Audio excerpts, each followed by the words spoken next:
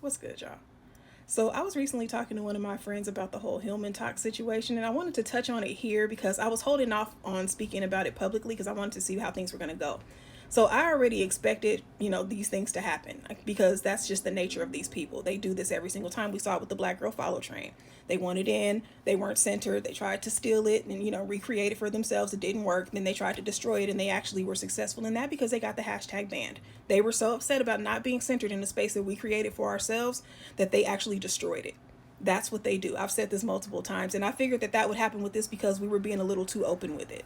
Now, I think it's a great idea. I love the idea of us learning our history and learning it specifically from each other within a space that's only shared amongst us. But I knew it wouldn't stay that way. Because once you open something up to them and they see us doing something that's trendy, they have to feel like they're a part of it. They have to be in it. And I don't think it's just because they like our validation, just because we're so cool.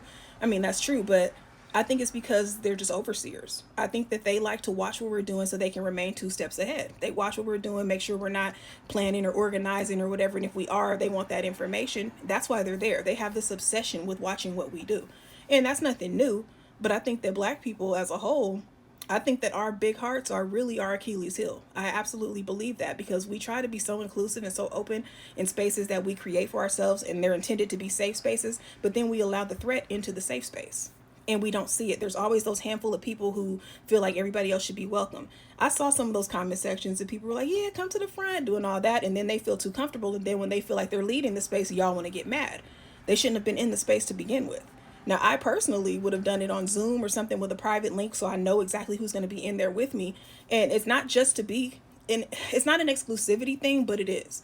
Because the thing is, the information that we're learning, the information that's being taught is public knowledge. You have access to it. You can look it up online. You don't have to be in that particular space to learn.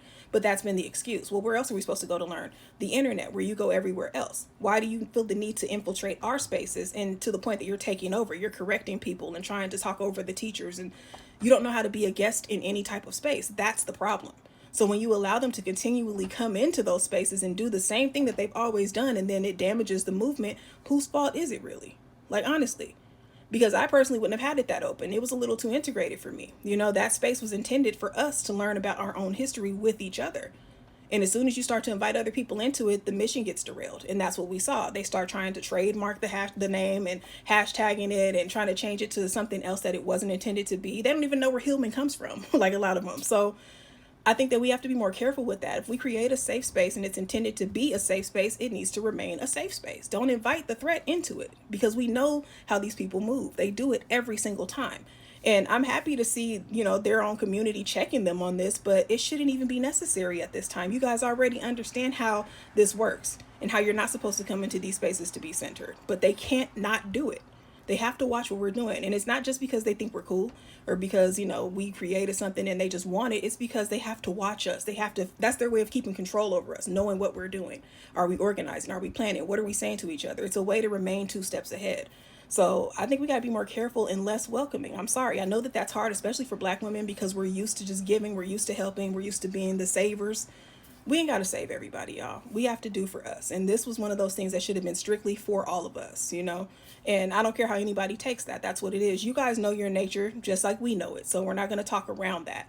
Our safe spaces need to be for us. And trying to integrate those spaces before we've even had a chance to benefit from them ourselves is detrimental to the movement overall.